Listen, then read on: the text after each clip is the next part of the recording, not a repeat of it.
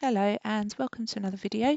I thought today I would show you how to make a really tiny sketchbook and bind it using a Japanese stab stitch method.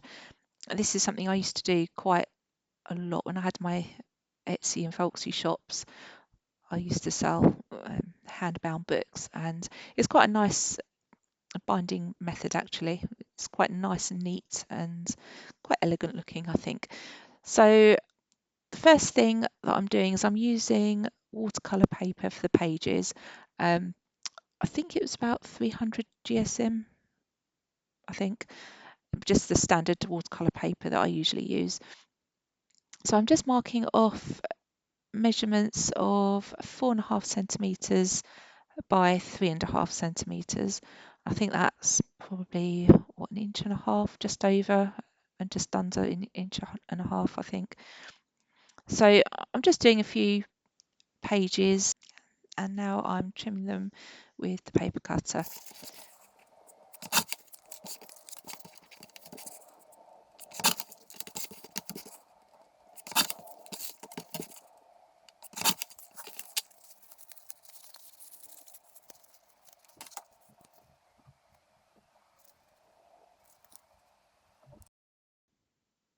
The next thing you need to do is get a piece of paper the same size as your pages, and then with the binding edge as the vertical side, you need to fold the paper in half again, and in half again. So you're doing 3 folds.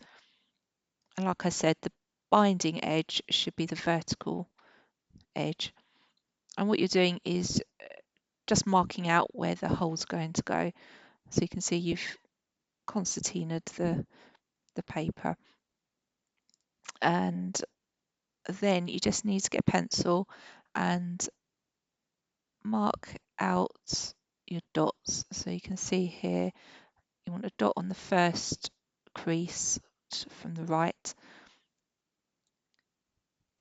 and then you miss a line and put a dot on the next one, and then miss the next line, put a dot on the next one, and miss a line and put a dot on the last crease. Make sure that your dots aren't too close to the edge. I think I did mine about 0.5 centimetre from the edge. So once you've done that, you just need to get some decorative paper, a little bit bigger than your pages, and then you're just going to glue a couple of pages onto the paper just to make a front and back cover. So I was just using Pritt stick, so it's just normal glue that you get in a stick. And make sure you cut the corners so you can fold the edges easily.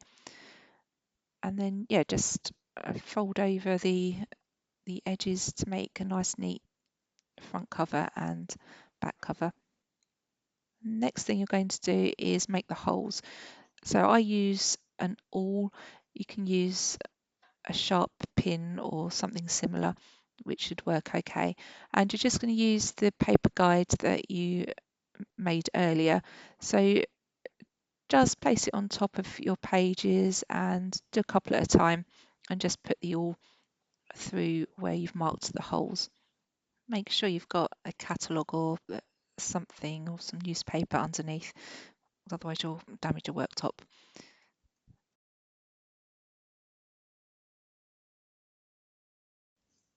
Okay, now we come to the binding part. I'm using a thread, and you need usually about 5 times the length of the book, but I used 7.5 times for this book because it's very small and you're going to struggle tying a knot if it's too short. It's always better to have too much than not enough. So I'm starting on the second hole from the right, and I'm just going a couple of pages in.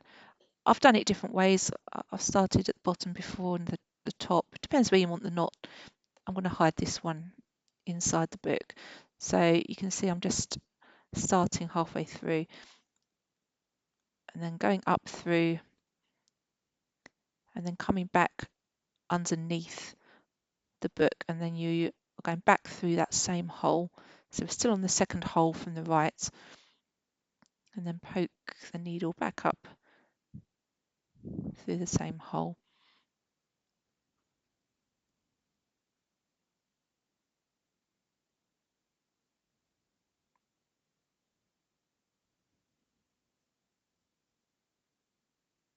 And then the next thing you need to do is put the thread in the hole to the right.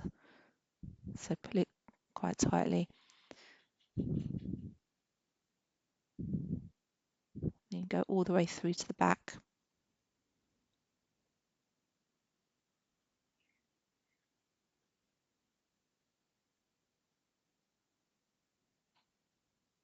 Pull the thread all the way through. And then go back through the hole so that your thread is covering the spine.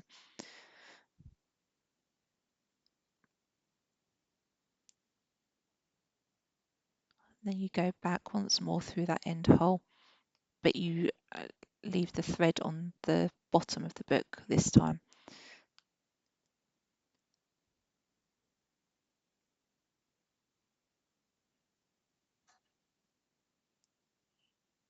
And you're still on the bottom of the book, going back through that second hole from the right this time.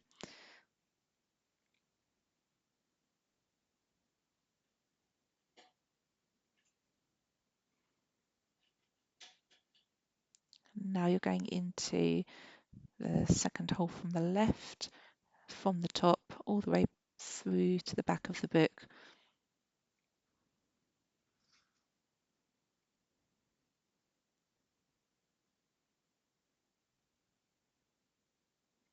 And then bring the thread around the spine and back through the top of the book, through that second hole from the left. And pull it all the way through to the back again. And then push the needle through the first hole, or the top hole, from the back through to the front.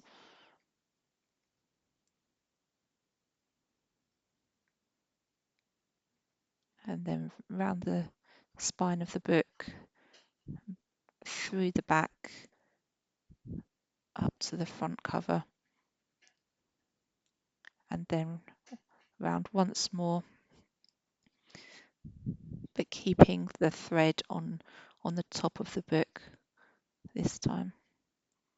So it's not going on the spine, it's going along the top.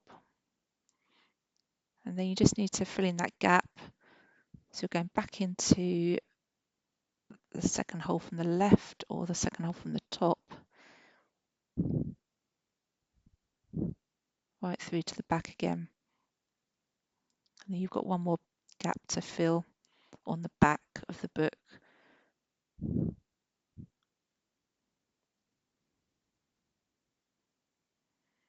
So here you need to find where you put your thread earlier, because that's where you're going to push the needle to.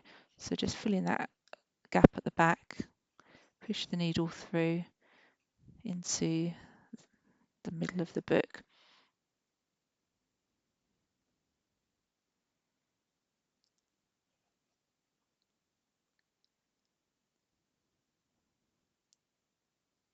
It can be a bit tricky to get the needle through, but pull it in, and then you just need to tie the thread together to make a knot.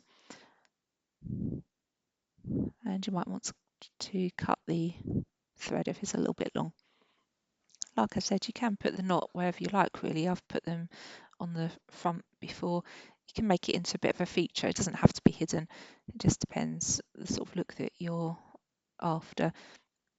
But I thought I'd put this one a few pages in.